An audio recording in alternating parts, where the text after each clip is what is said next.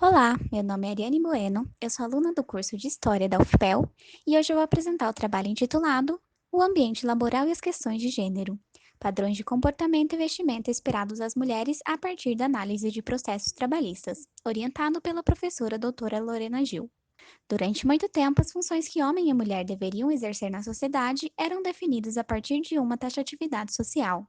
Esse quadro só começará a sofrer algumas mudanças no final do século XIX e início do século XX, quando as primeiras transformações começam a ocorrer a partir da árdua luta das mulheres pela equiparação de direitos e conquistas de espaços até então inacessíveis, como, por exemplo, o mercado de trabalho e o direito ao voto.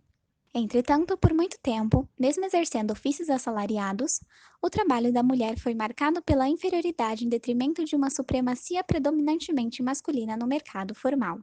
Desta forma, o ambiente de trabalho apresenta-se como um lugar que estabelece, para além das relações econômicas, um conjunto amplo e complexo de relações sociais de gênero.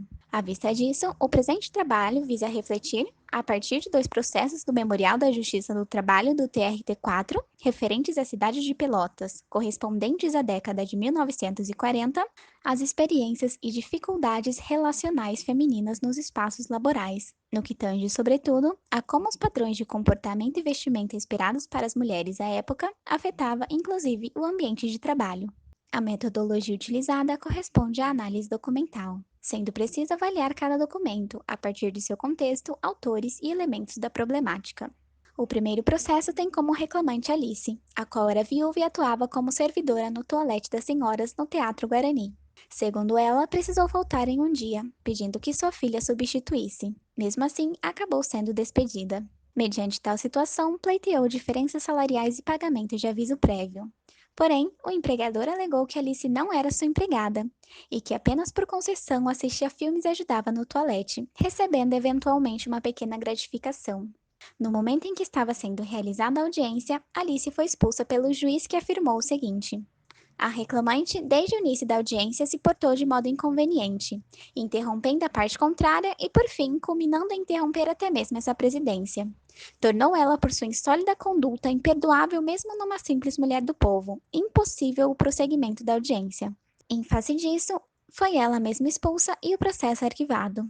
Bom, provavelmente o pouco conhecimento a respeito dos preceitos da justiça tenha levado Alice a se manifestar em momentos considerados inadequados em um ambiente majoritariamente masculino. Além disso, em decorrência desse afastamento de padrões de comportamento esperados das mulheres na época, pautados na discrição, docilidade e recato, Alice acabou sendo expulsa antes mesmo de poder tentar comprovar a veracidade de sua demanda, o que teria feito grande diferença em sua vida, uma vez que era pobre, viúva e que tinha uma filha.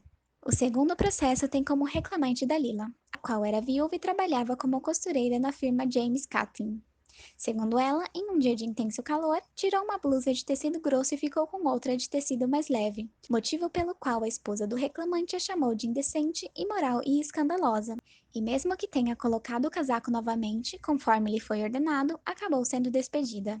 Mediante tal fato, pleiteou o pagamento de indenizações por despedida injusta e aviso prévio. Em defesa, o reclamado alegou que Dalila foi despedida por ter havido exagero ao privar-se de peças de vestuário sem as quais não seria compatível sua presença no local de trabalho, onde trabalham outras moças e também um operário. Por isso, foi considerada falta grave por atentar contra a boa ordem e disciplina do estabelecimento.